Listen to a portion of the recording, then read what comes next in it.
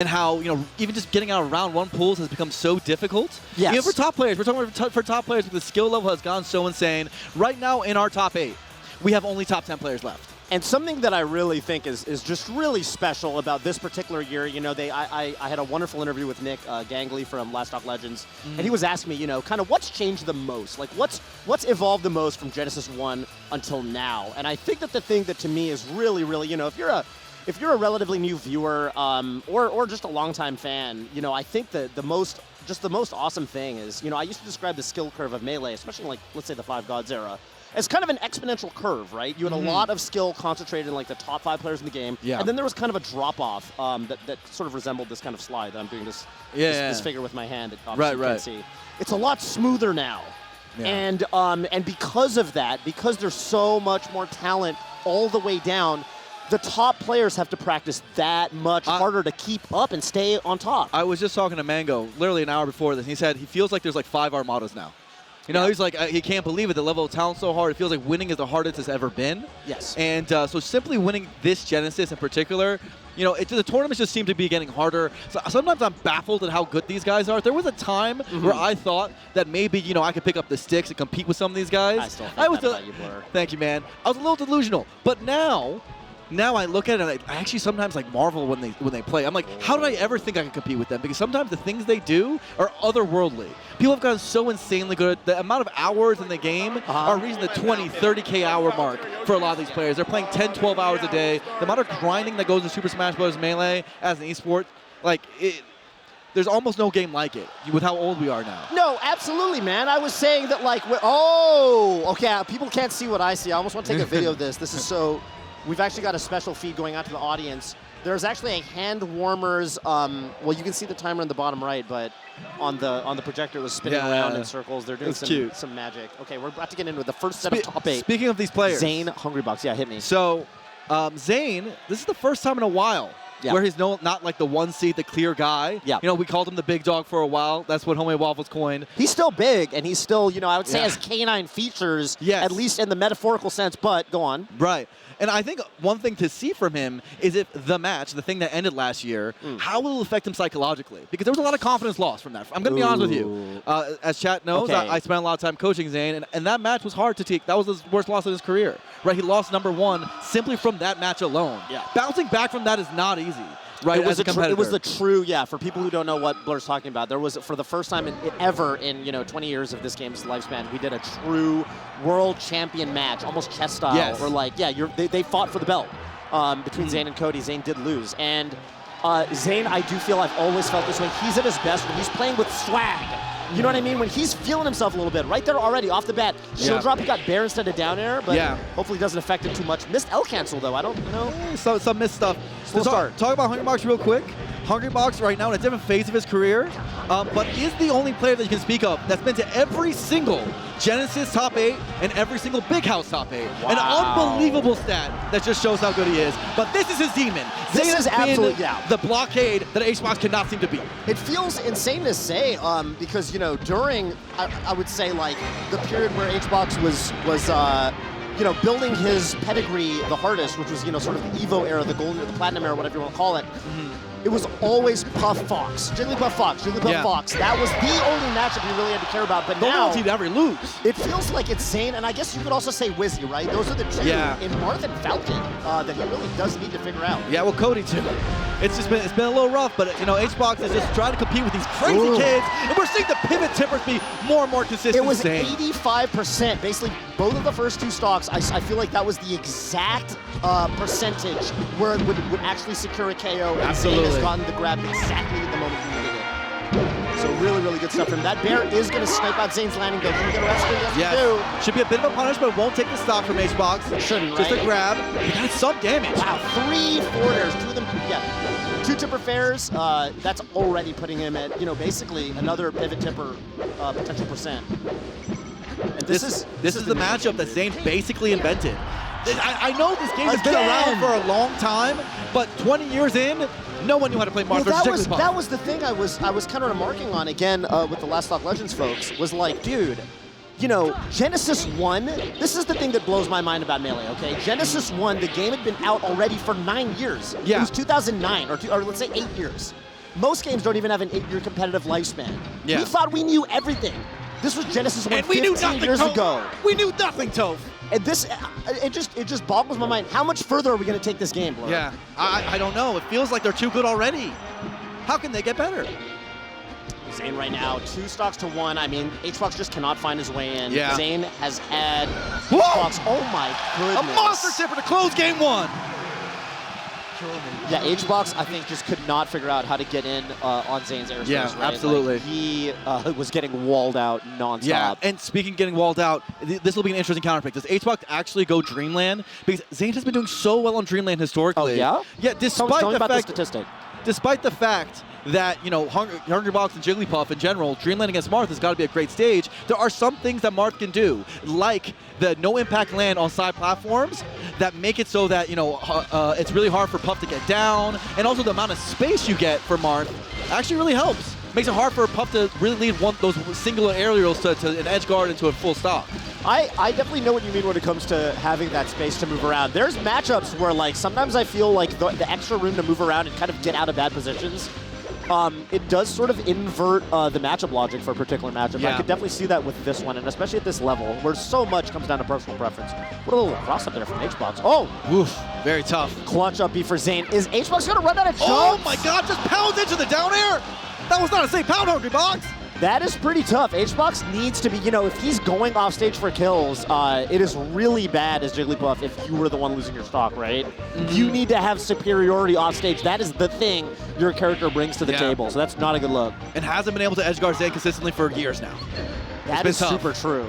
Super duper true. Yeah, look at that, just double Yeah, back just to the nothing, ledge. right? Nothing. And Zain, yeah, Zain, he had like, I feel like Zain had a slow start for like 2 seconds in the first game, and it has been all the Zain show since then. That being said, doesn't DI off the side there, doesn't hold down, so not going to get a punish on the rest. We have Dreamland claps in the crowd. Very controversial. I'm someone who thinks it's part of the culture. Don't you feel like it hits a little bit different now that we're sort of in the crowd? Yeah. I feel like I almost need to either clap along or turn around and start, you know, Alex 19 style silencing everybody them. somehow. I feel like I need to take things into my own hands. 88% though, 97. Every little hit. I mean, you're going to have more survivability on the stage, of course, if you're Puff, but if it turns into a tipper, it doesn't matter. And if you can't get any hits yourself, it doesn't matter. Yeah, and we're seeing Zain go for no impact lane after no impact lane on that side platform. Oh! And it's making the juggling so good. You're going to see him go for it again here. I can't believe that up tilt didn't KO Blur. Yeah, so close. That's the power of Dreamland. Look at those side Bs, just trying to catch Hungrybox in a spot where we can get up tilt, tipper forward air. Oh, went for the second hit. Hungrybox just getting cornered. Dude, Hungrybox has not, like, had anything. Hungrybox hasn't had a say in the conversation in over a minute, Blur. No, this is like someone who's just rambling over and over and never letting their co-commentator speak. Can't get a word edgewise. Yeah, it reminds me of Vish. I'm kidding. That's not me, Vish. I'm so sorry. This is not like that at all. No, my bad. No, he's actually a sweetheart. Oh, that's some damage. Sorry, that's some damage. what was that? Yeah, that's a good amount of damage. Was that 9 to 37? Yeah, that hurts. Wow, okay, spot dodge rest. the dash attack and guess the rest. No. Not a KO. Get ready for that. Huh?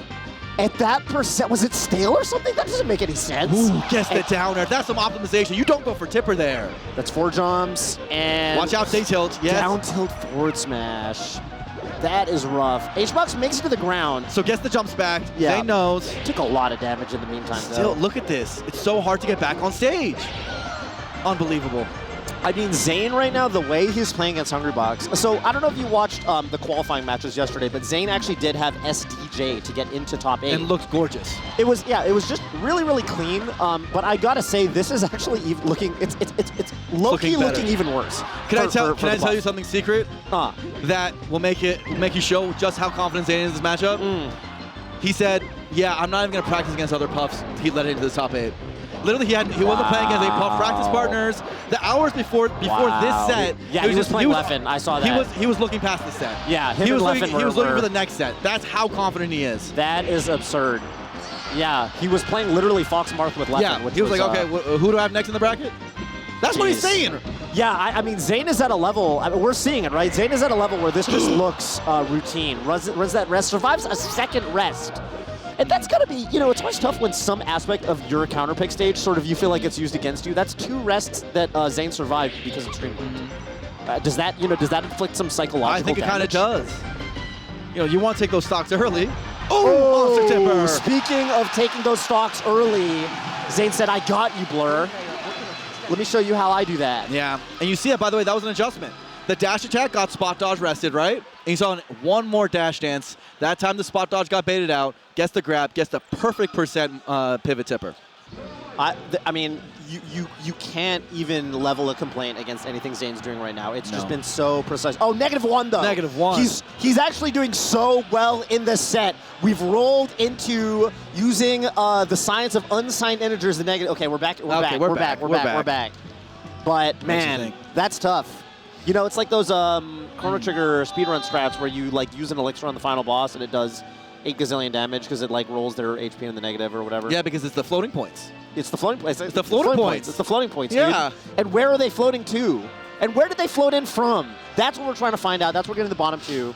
Hungrybox really wants to use the floating points to get to, dude, and to float to some back air. Speaking of I tried floating, to make something work there. No, I think it worked magnificently. Thank and you, I think, dude, speaking of floating, man. Okay, I don't even know where I'm going with this. Here's the thing. Yeah. This has been something that I've kind of been observing with a couple sets over the course of Genesis. Sometimes you have an obvious counterpick in the matchup. This happened with like Med's Marth, where he got beaten kind of bad on FD. And you know, the classic counterpick, in, for example, Marth Fox's FD, but he was like, oh, I can't do my normal counterpick. Hbox got beaten so bad there that he's like, dang, I can't win on Dreamland. My strategy, I've been shaken off of it. I need to do something different. And I feel like that's like kind of not a good sign when you're already off your game plan. Right. Now it's just heads up playtime, right? He grabbed that? That's crazy. Yeah, that was a crazy way to edge guard that. The only thing is, you know, when you get grabbed, you do get your jump back. So for Zain, he did get another lease on life, but okay, Hbox evening up the stock count. Hbox has clutched a bunch this tournament, by the way. Had a lot of close sets and managed to clutch them all out. For sure. And I think part of that might be because when I talked to him earlier, he said this is the peak of his existence, the happiest he's ever been in his life. Hbox right now is truly playing like he's got nothing to lose. Yeah, in terms of his personal life, it couldn't be better.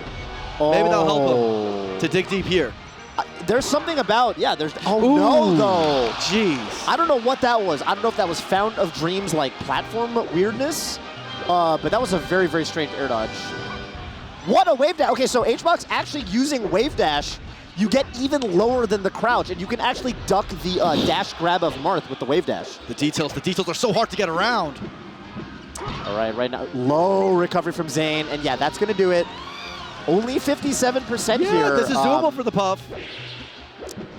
Yeah. The problem is you have to win neutral. This is honestly the best Hbox has looked all set. So, but what's it gonna be? How is he gonna get in on Zain when Zain is just in center stage, boxing the Puff out?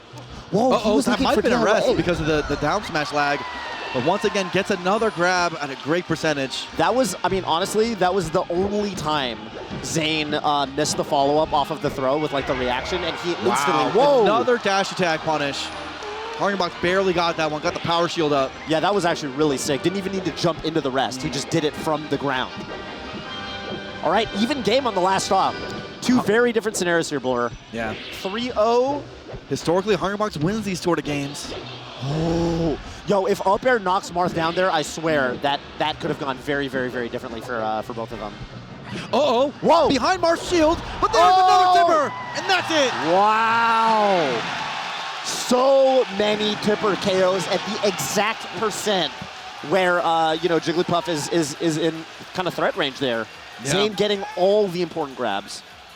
Exactly, right? Imagine reversing a situation where Puff is behind your shield, up tilting your shield, and getting a grab from it. Like, you know, those are the type of micro situations where you're like, man, if he's getting grabbed in those situations where you're probably supposed to be in a disadvantage as Marth, it's really tough to win as the Puff. Can I tell you a funny story about me and Zain yesterday? What's the story? So, okay, I was commentating Zain versus SDJ to get into top 8, right? Yeah. And if you watch the set, he ended it with like a beautiful up smash. Did you see that? Like an anti up smash calling out SDJ's movement.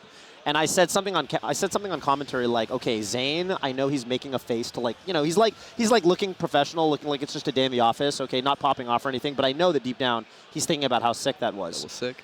I ran into him like, in the kind of backstage area or whatever, and he said, "Hey, you commentated that set?" And then he said something like, "Was that up smash cool?" And I was like, "I knew you thought that was cool." And I was like, and then I told him what I'd said, and I was like, "I know that's what you were thinking in that moment." Is like, "I'm so sick." And Zain was like, "You know what I was really thinking?" What?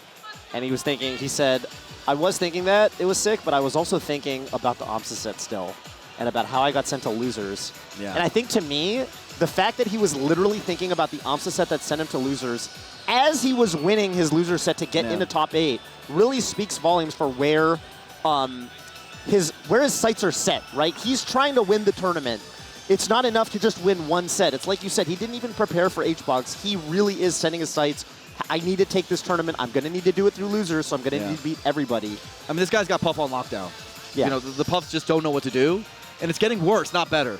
Right? I mean, that was very dominant, extremely dominant.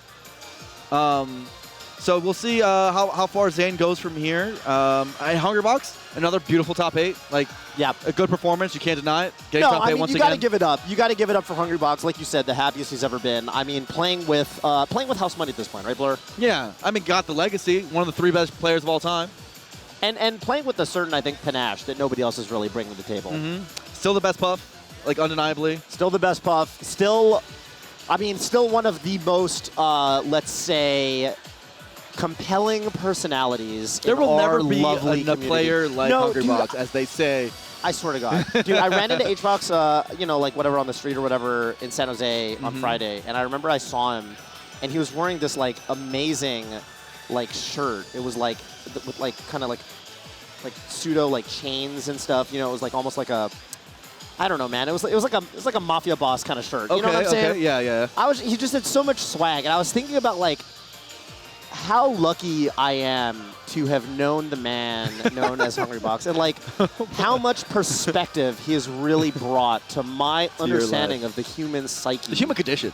Okay, we've got I think we've got an interview that we're going to take a quick look at. So let's check that out, and then we'll be right back. What's going on, everybody? I'm Turned Down for Walden. I'm joined by Zain here. First and foremost, congrats on advancing in bracket, and how are you feeling? I feel really good. I honestly prefer losing last night if I were to lose, because I got to sleep on it, review some sets, and I feel like I can take the whole thing if I play good. Run me through very quickly your mindset specifically against Hungrybox, because the big thing was the last time you guys played was 6 months ago at SmashCon. He did take you to a Game 5. What kind of adjustments were made here versus there, which made it such a close set? I think just being really ready for him, having the night. I watched that set back. We actually ran some friendlies online, rotating with me and Cody, so I was particularly prepared. He did not give up mentally. Like, when he hit that power shield rest on the dash attack, I've never seen him do that, and he was like, I needed to close it out there, because I feel like he felt like he could reverse 3-0, so that was an important one to close out. Absolutely. Final question right here. Zain, if a win at Genesis X right here will put you tied with Armada for most Genesis titles right here, in contention for the Genesis Series being your tournament, how does that make you feel? Any type of pressure? What's on your mind? It would mean the world to me, but last year I think I put a lot of pressure on myself to three-peat, just like Armada did. It was a lot of pressure, and I was this close, but this year I just feel like I want to play good Melee, and I feel like having that goal in particular is way healthier. And if I win, that's awesome, but hopefully I do it in a way that I'm proud of. That's awesome. We're looking forward to seeing it. Congrats again. We're going to throw it back to you, commentators.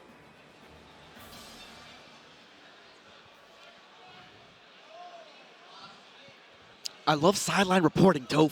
I love it. Can we always have that? I love sideline reporting. I love getting the insight on kind of how Zain was feeling about that match. Yeah, he was a very humble gamer. Oh, absolutely, absolutely. It was a bit of a half-truth. Told me he knew he was going to win that one. The inside bit knowledge. Of half-truth. Let me tell you. Do you think you could have gotten that out of him if you were the one? Not there. Okay. Well, maybe. I don't know. Maybe he's in professional mode.